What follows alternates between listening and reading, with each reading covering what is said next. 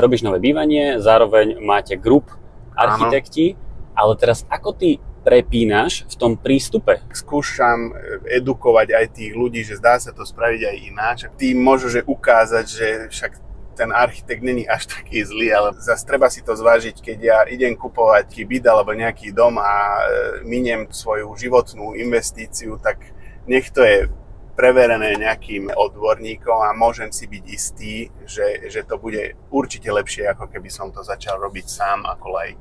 Ty máš tiež Volvo, Bali?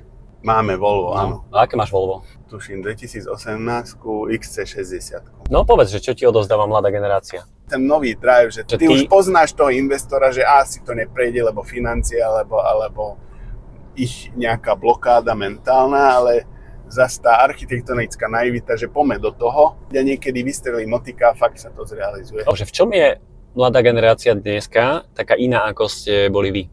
Musíš veľmi veľa akceptovať a veľmi veľa tolerovať. Unblock, táto generácia nová, 20-tíkov, 30-tíkov sú oveľa kľudnejší ako my. A nerobia si zbytočne problémy z tých vecí, čo sme my robili